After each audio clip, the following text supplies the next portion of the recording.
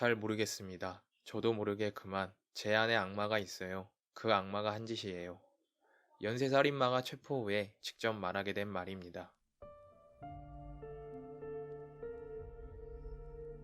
1999년 6월부터 2000년 4월 10개월간 9명을 살해한 살인마가 있습니다.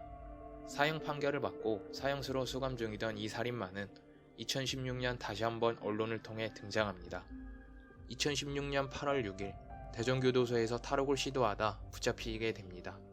당시 대전교도소를 탈옥하기 위해서는 3개의 담벼락을 넘어야 교도소를 탈옥할 수 있었습니다. 1차 담장 그리고 감지 센서 설치가 되어 있는 2차 담장까지 넘게 된 살인마는 이제 마지막 3차 담장이 기다리게 되고, 탈출을 실행했던 살인마는 끝내 마지막 3차 담장을 넘지 못하고 2차 담장에 있는 센서가 울려 탈옥에 실패하게 됩니다. 9명 이상의 피해자를 살해한 연쇄살인범의 이름은 정두영입니다. 정두영은 18살일 때 부산에 있는 한 초등학교에 돈을 훔치러 가다가 그곳에서 근무하던 교사를 만나게 되고 흉기로 찌르고 도주합니다. 골목길에서 자기를 검문하던 방범대원을 가슴을 칼로 찔러 살해하여 11년을 복역하게 됩니다. 1998년에 출소를 하고 다시 절도죄로 6개월간 복역 후 출소하게 됩니다. 1999년부터 정두영의 잔인한 살인은 이제 다시 시작됩니다. 정두영의 두 번째 살인은 집에 있던 부녀자를 살해하게 됩니다. 정두영은 불심 검문에 대비해 빈손으로 다니는 치밀함을 보였으며 낮 시간에는 범죄를 저지르게 됩니다. 그는 빈손으로 다니고 있어 살해 도구는 집안에 둔기로 쓸만한 게 있으면 그걸 흉기로 사용했습니다. 흉기로 사용할 게 없으면 자신의 맨손과 발로 피해자를 구타하고 죽을 때까지 구타를 하기도 합니다. 2000년 3월 그의 세 번째 살인이 시작됩니다.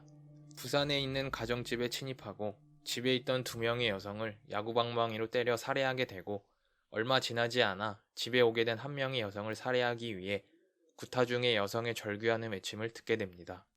아기가 있다, 살려달라라고 말하자 정두영은 구타를 멈추게 되고 여성에게 다음과 같이 말하게 됩니다.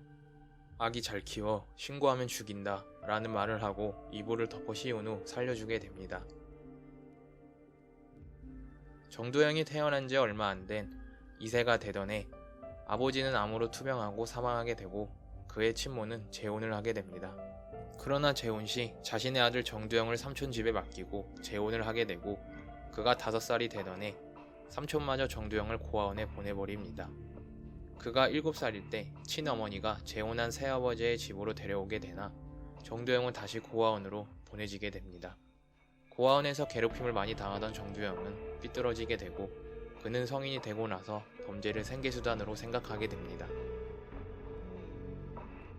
2000년 4월 정두영은 가정집에 침입 후 피해자를 잔인하게 살해하였으며 경찰은 피해자의 시신을 너무 잔인하게 훼손되어 누구인지 분간하기 힘들 정도였다고 말합니다.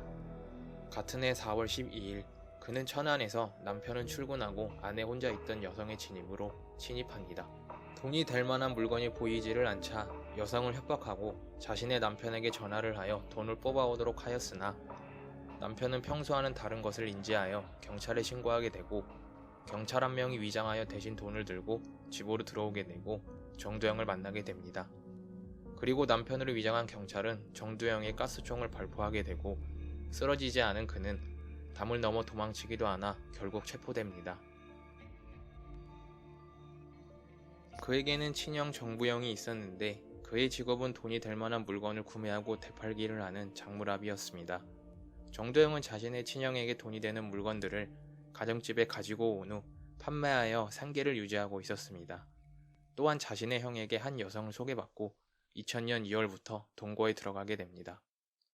어린 시절 친어머니에게 버림받고 삼촌에게 버림받고 자신의 과거를 되풀이하고 싶지 않은 정두영은 행복한 가정을 만들기로 생각을 했던 것인지 동거녀의 증언에 의하면 정두영은 술과 담배도 안 하고 말수도 적고 성실한 사람으로 알고 있었다고 말합니다.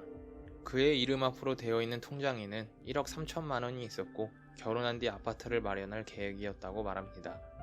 그는 사형수로 복역 중 2016년 8월 6일 대전교도소에서 탈옥을 시도하다 붙잡히게 되고 도주 미수죄로 징역 10개월을 선고받습니다.